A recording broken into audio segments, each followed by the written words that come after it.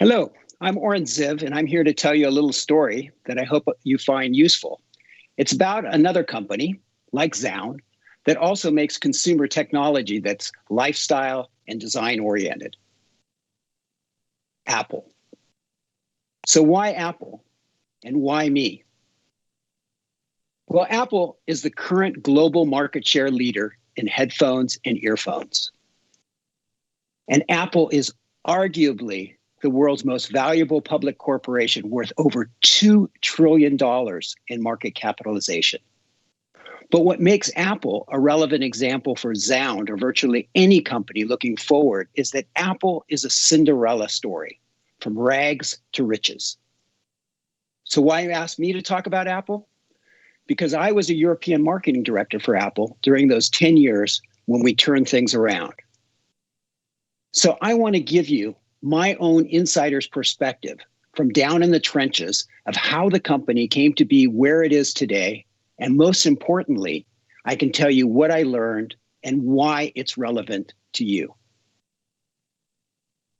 It's easy to say, what is the key to Apple's success? It's focus. The company is extremely focused.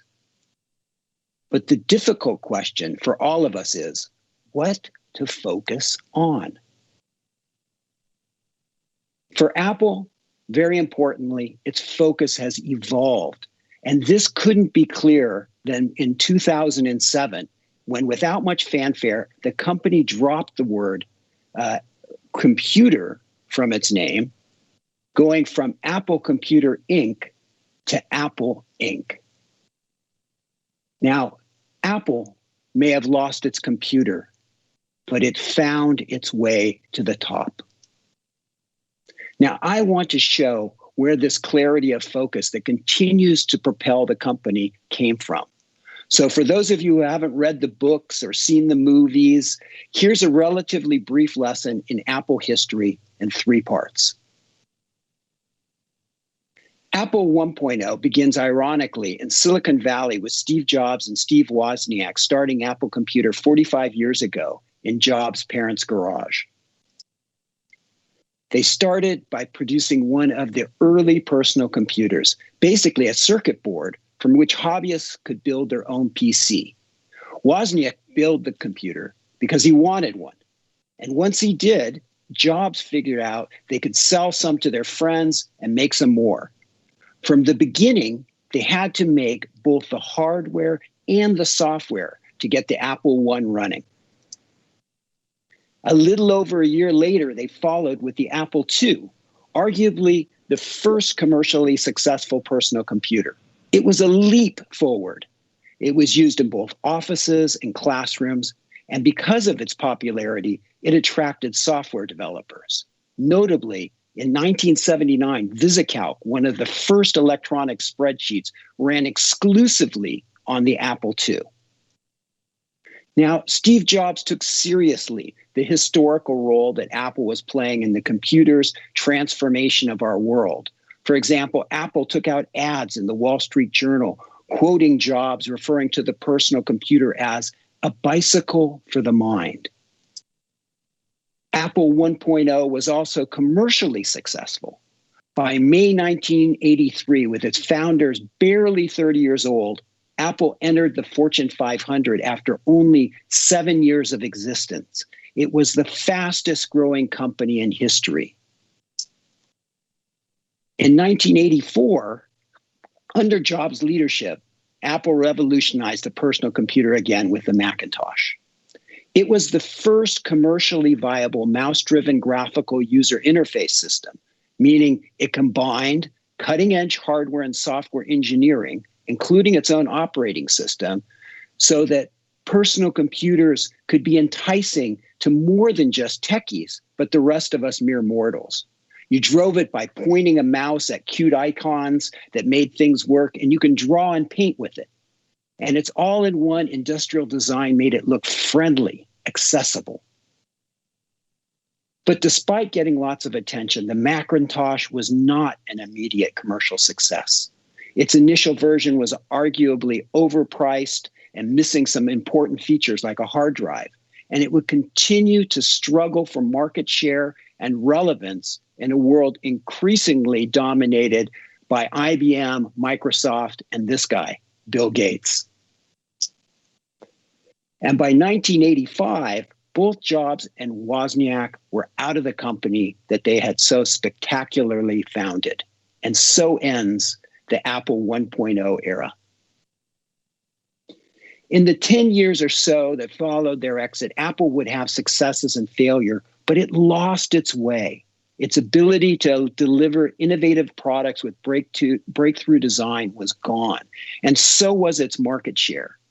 As its market share disappeared, it became increasingly difficult to get software developers to create for the Mac.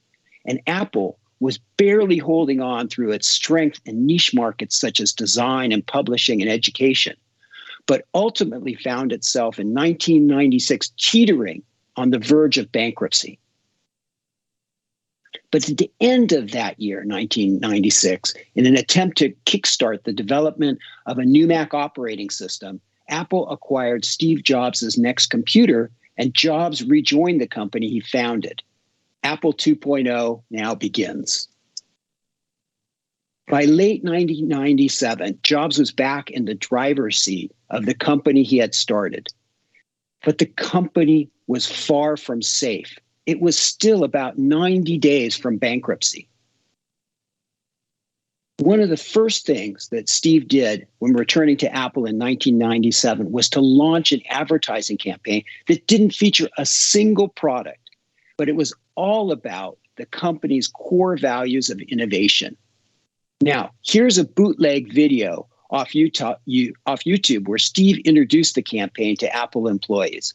It was his self-knowledge of his own and Apple's values and his steadfast commitment to those values under changing circumstances that made Steve such an incredible leader.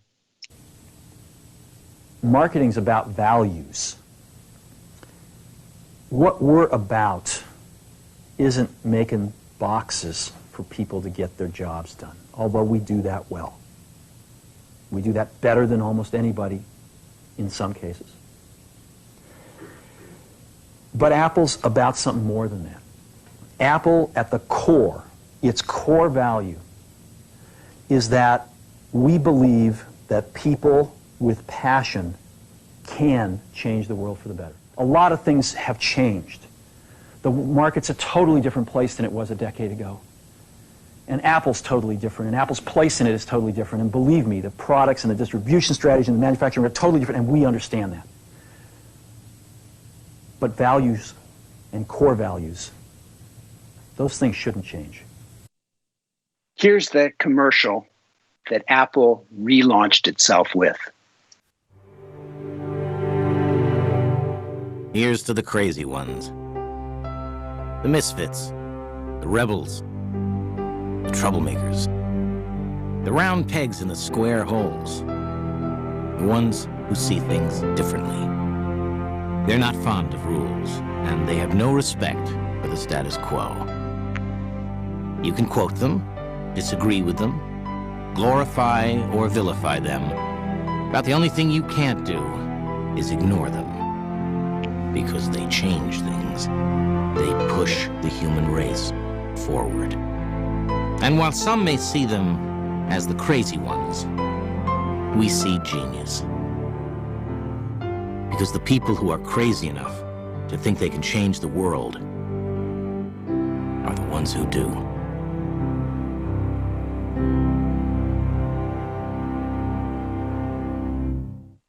The Think Different campaign was used to relaunch Apple in the public mind and remind the company, its customers, and the public what Apple is all about: innovation that changes the world for the better. A very important detail of the Think Different campaign is that Apple selected not just one type of genius or innovator, but people from a diversity of backgrounds and fields: physicists, artists, social leaders, musicians, entertainers, athletes, entrepreneurs, astronauts, aviators, filmmakers. So while they each pushed the human race forward, they did it in a very particular, focused way, They were all experts in their niches. While Steve may be the central character of the Apple story, it's the company's products, services, and relations that embody and reflect its value. The first new product that embodied the evolution of Apple's core think different values was the iMac. But the iMac set a new standard for computer design. It was compact, colorful, sleek, and accessible. And Apple would use its focus on design and usability to differentiate the Macintosh from Windows PCs. In introducing the iMac, Steve Jobs would say that the back of the iMac looks better than the front of other PCs. And that would become a design quality benchmark that Apple still holds today. I still find myself, every time I get a new Apple product or a product from another company, looking at the bottom of it, looking all around it in the backside to see how well it's finished and the attention to detail. Now, this is what the Macintosh looked like just prior to the iMac being launched. Pretty much as ugly as a Windows PC. But here are the first iMac commercials that extolled the product's design, innovation, and usability. What's your favorite color? Is it beige? Doubt it. I hate beige. I bring it up because computers, they've always been beige. What a mistake. What a horrible, dull, awful, unimaginative, uncourageous choice. Just horrible. But look at this. Look at this iMac. They make it blue. It's so blue, so pretty. Doesn't make you feel creative. Doesn't make you want to use it. Want to put it in your house. Ooh, people say, ooh, nice computer. Beautiful.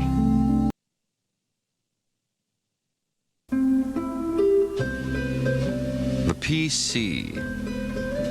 Perpetually complicated, profusely corded, physically conspicuous, particularly costly. Oh, and then there's the new iMac, which is about as un-PC as you can get.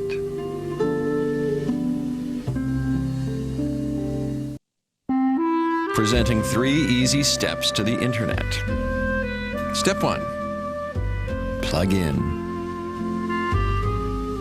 Step 2, get connected. Step 3. There's no step 3. There's no step 3.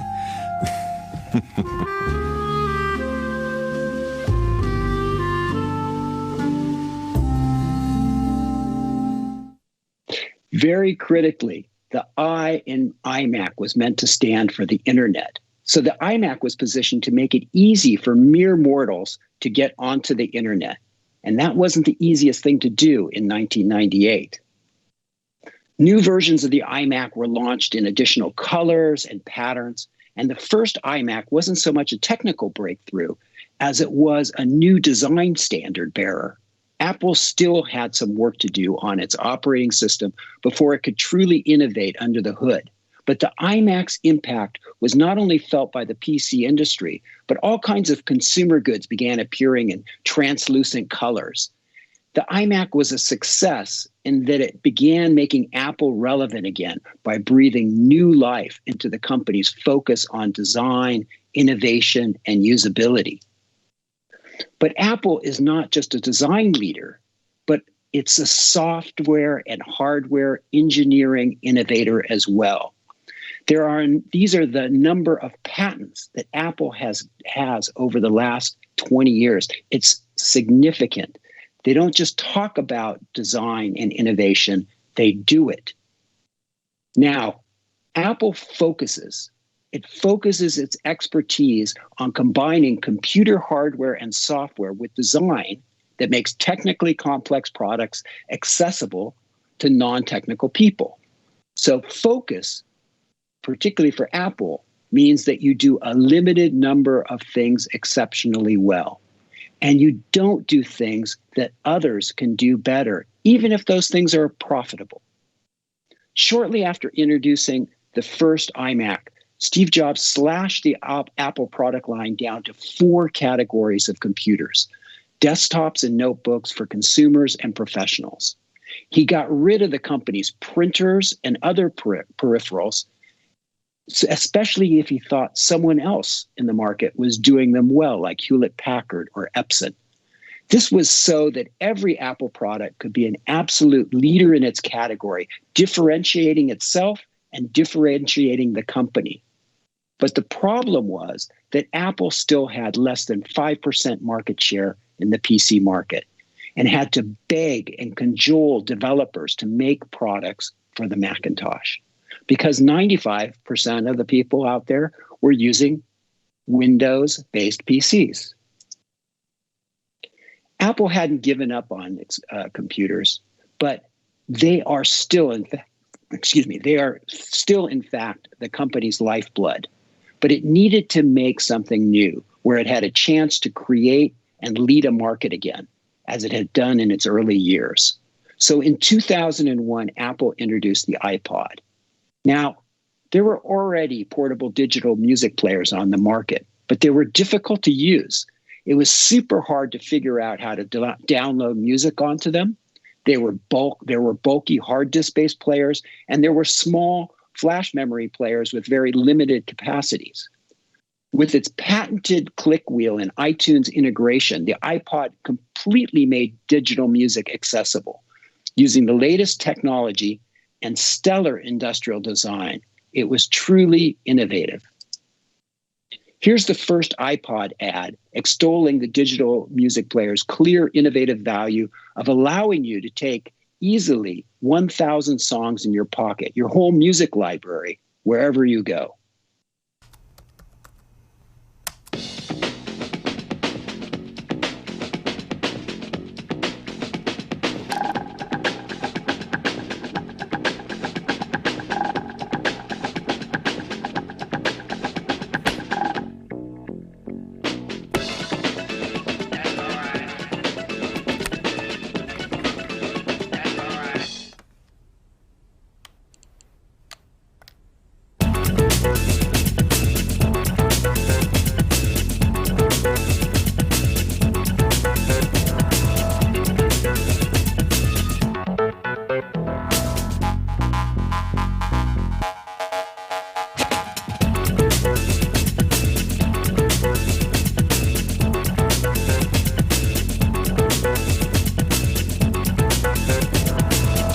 iPod, 1,000 songs in your pocket.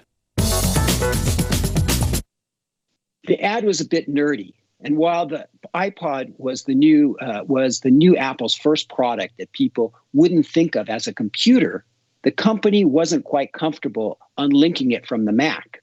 We were more focused on existing Mac users and using the iPod to entice PC users to come over to the Mac. It took over 2 years for the iPod to take off, but it did. And today, Apple has sold over 400 million iPods.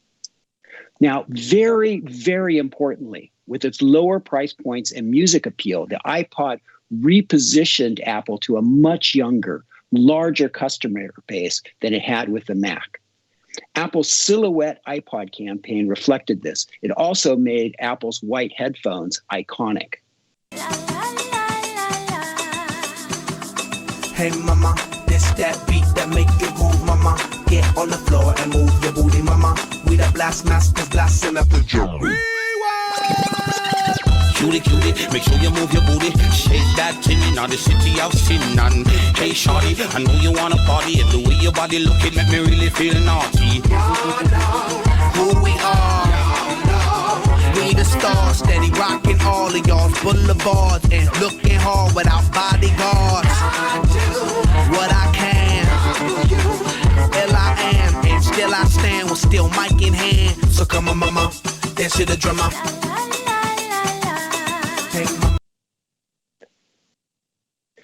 A critical lesson that Apple learned with the iPod was never to be afraid to cannibalize your own products. If you don't, your competitors will. Now, first introduced in 2004, the iPod mini was one of the most sought-after electronic devices on the market. Yet less than 2 years after its introduction, and while still extremely popular, Apple replaced it with the smaller iPod Nano. In fact, we were constantly waiting for Sony or another consumer electronic giant to wake up and leapfrog the iPod success. But it never happened.